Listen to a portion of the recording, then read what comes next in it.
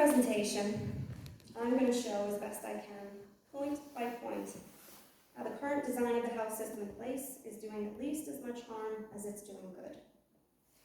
I'll also endeavor to voice concerns over the cost of living and how it directly affects our health. I will venture to discuss creative solutions to these issues, and I hope to drive home the point that by choosing to allow this to continue, we, as a populace, are responsible for the needless suffering of so many vulnerable people, many of whom are children who can't even comprehend why. Now, can you go back? Oh no, sorry. Do need to go ahead. Thanks. Apologies for that. I've heard a lot of talk from members who have very little lived experience in disability tell me about their solutions to this crisis, which is very much a combined and immediate crisis, and they seem to come up with the same answer.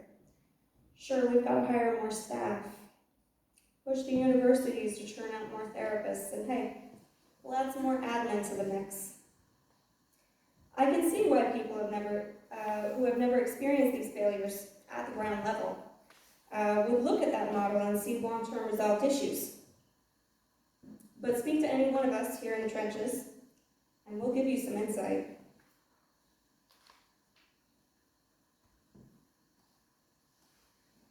We talk about fast-tracking things creatively. Available technology should be at the very forefront of that conversation. I got in touch with people who work in digital technology in the HSC because I was curious. So I know that there are pilot projects happening around the country right now. One of those pilot programs is to do with mental health. It's an app targeted at children to be diagnosed by the parents and by the child using the app. I know they're looking at things that have been useful in the NHS, and one of those things was outsourcing speech and language therapy. There are virtual reality headsets that might be used for eye tests. New technology is going to be a huge enabler for the health of children, and we should be lobbying for some of this funding to be going towards disabled-friendly technology. That's my opinion. Now, during COVID, we came up with all these creative ways to deal with others, including health professionals, from a distance. These changes to our lifestyle were a hindrance to some, but for disabled people, they were an absolute godsend. The ability to use telehealth services via Zoom or WhatsApp or whatever method is generally 10 times easier for disabled people to use than trying to navigate the travel to appointments, especially considering the public transportation is definitely not designed with disabled people in mind, but that's a whole other issue there. We've covered a lot on that. Disabled people and their carers are the most likely people to have to travel across country for frequent appointments, the cost of which, taking into account that public transport is often not achievable even when it's available, due to lack of wheelchair space or due to the disability itself, the cost for these visits just becomes astronomical. So the solution for this is simple policy change across the board. If you require all health professionals to make telehealth and phone appointments available to everyone, where safely possible, obviously.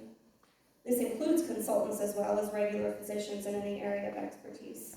That's going to take a huge hit off of what we're facing here. If you also require that these appointments are to be made at the closest possible venue to the patient for in-person appointments, that's huge. My husband is epileptic. We've been trying to get him different testing and diagnoses, and it's a whole thing. But, they're putting him in places like Cork and Dublin and Waterford, and being an epileptic, he's banned from driving. and he can't take public transport because he falls asleep on the bus for, a 4-hour journey, he has seizures. And I can't go with him and drag all of the kids, one of whom is autistic, another we suspect. It's a nightmare. It's an absolute nightmare. Just can't, it's not doable. And we're not the only ones there. If you require national policy for distribution of disability equipment, because at the moment it's different in every county, and it still just depends on who you get on the phone as to whether you're denied access to vital equipment. I know that's something that Rachel wanted to discuss, Rachel Martin. It's absurd to be on a wait list for 2 years only to have a vital test be appointed to you on the other side of the country, impossibly out of reach, requiring rescheduling, putting back on the wait list to wait for a slot somewhere within reach. It's ridiculous.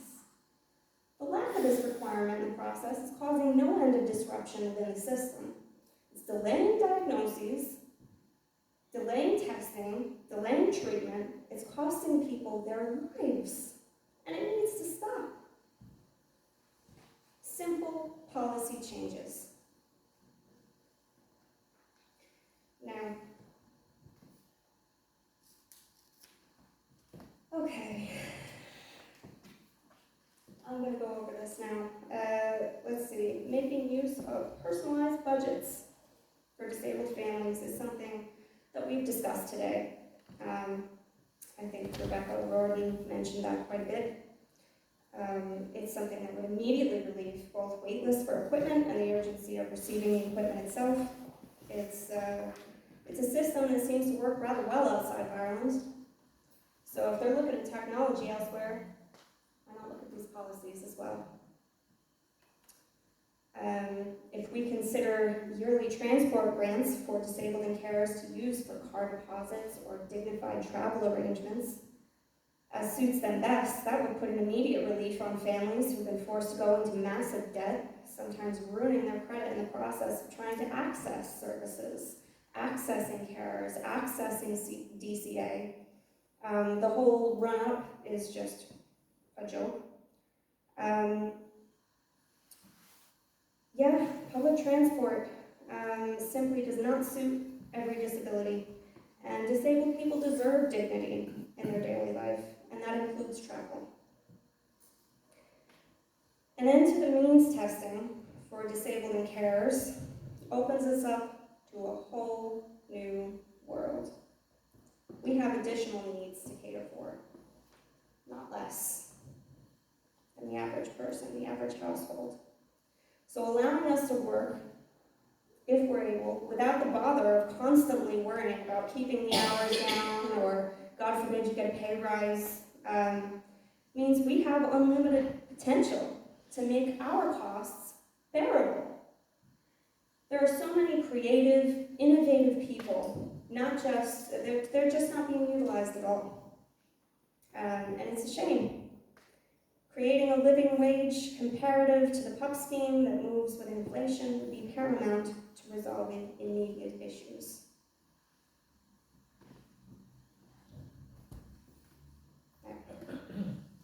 When it comes to hiring, disabled people and carers have unique lived experience within the system as clients, which makes us incredibly great hires if what you're looking for is innovation from people who know the ins and outs of a system you want to run more smoothly.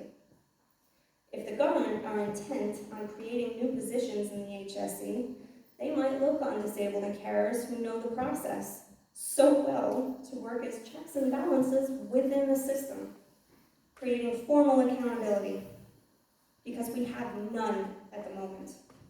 Zero accountability. Same goes for patient and parent forms, which need utilizing.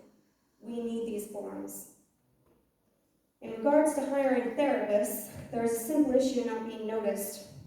And I know this is something that Rebecca O'Rourke wanted to touch on. And that is that Ireland has one extra module requirement that isn't a requirement elsewhere for speech and language therapists. I think it's on swallowing. And that's not being made available to applicants from outside the country who need that one module offered to them to be able to qualify for the job. One module. How many families are affected by that?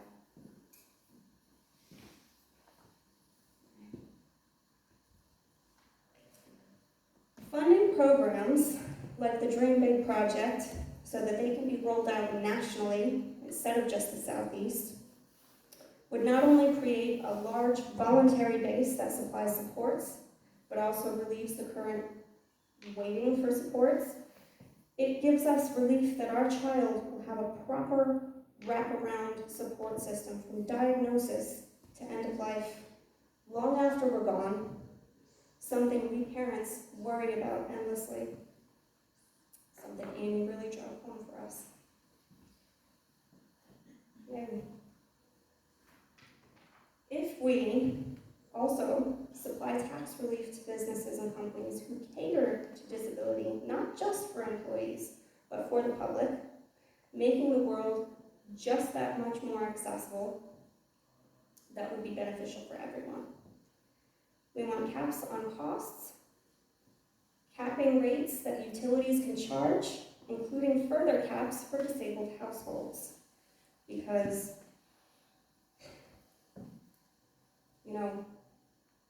last March, I think we got a €1,000 bill through the door for a 1-month bill. And I could do nothing but just ring up the company and sob and just beg for mercy. What do you do in that position? And it was like a triple threat. I think we had gone out of contract and they had raised their rates and I don't know, something else.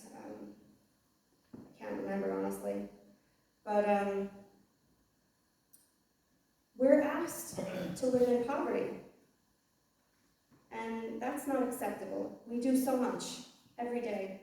We dedicate our lives to other people every day. And a lot of us, that's a 24-hour job. We don't get to clock off, And I imagine that we're going to hear a lot of wallet checking and questions on where the money may come from. And my answer to that is to access funds, we need to be putting in an extra tax on those companies that are at an all-time high in profits, while they devastate average households. In short, I honestly believe that we can fix this mess. We just have to think outside the box. I do feel that implementing these strategies in combination with one another could have an enormous impact on people at large. Sending passionate, inventive people out into the world and giving them the means to actually do what they're passionate about can only be good for Ireland. And it may very well be the gesture to put us in the position of leading the world in regards to disability instead of being so far behind. Now, I'm going to allow for a few minutes here for each of the political members in attendance today to respond to what everyone has said.